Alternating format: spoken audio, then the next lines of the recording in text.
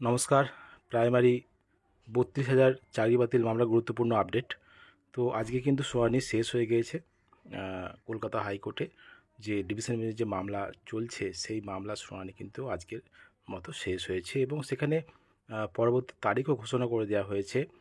যে কবে আবার হবে পরবর্তী শুনানি সেটাও কিন্তু ঘোষণা করে দেওয়া হয়েছে। এবং তার সঙ্গে সঙ্গে কী হয়েছে যে আজকে কিন্তু ৩২,০০০ শিক্ষক শিক্ষিকাদের আইনজীবীরা কিন্তু অনেকভাবে বোঝানোর চেষ্টা করেছে, আর্গুমেন্ট করেছেন যে আহ, এই ৩২,০০০ নিয়োগে অর্থাৎ ৪২,৯৪৯টি শূন্যপদে নিয়োগ হয়েছিল 2016 সালের নোটিফিকেশনের ভিত্তিতে এবং 2017 সালে যে জয়েনিং হয়েছিল এবং এই এই যে নোটিফিকেশনের ভিত্তিতে যে নিয়োগ হয়েছিল সেখানে কোনো দুর্নীতি হয়নি।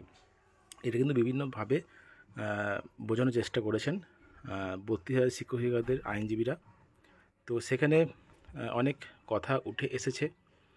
তো যাই হোক, বিষয়টা হলো এমনই যে এখনও পর্যন্ত কিন্তু ঠিকমতো বোঝা যাচ্ছে না যে মামলা কোন দিকে গড়াবে। সবাই দুশ্চিন্তায় আছেন ৩২,০০০ শিক্ষক শিক্ষিকারা।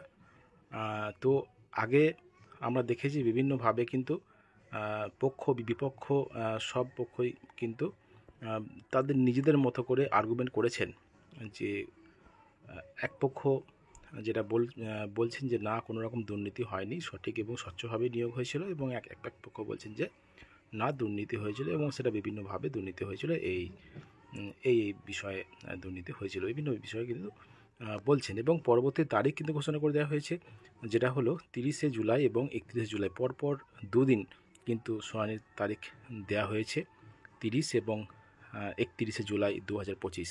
এটা কিন্তু জানা যাচ্ছে। আজকে 18 তারিখ, তো আবার কিন্তু 30 তারিখ এবং 31 তারিখ, 30 তারিখ এবং 31 তারিখ পরপর দুদিন শুনানি আছে। খুবই গুরুত্বপূর্ণ একটি বিষয় ৩২,০০০ শিক্ষক শিক্ষিকাদের জন্য, কারণ চাকরির বিষয় এটা কিন্তু ছোটোখাটো বিষয় নয়। তো এই বিষয় নিয়ে কিন্তু সব পক্ষই কিন্তু মরিয়া হয়ে আছে যে জেতার পক্ষে আশাবাদী সবাই, সব পক্ষই বলতে গেলে সেইভাবেই হয়। তো কী হবে না হবে এখন কিন্তু বলা বা বোঝা যাচ্ছে না যে কোন দিকে যাবে। তো যাই হোক না কেন, আগামী 30 এবং 31শে জুলাই কী হয় দেখব। পরপর দুদিন ডেট দেওয়া হয়েছে, পরপর দুদিন ধরে শুনানি চলবে পরপর, সেটাই জানা গেছে এখনও পর্যন্ত। দেখা যাক কী হয়।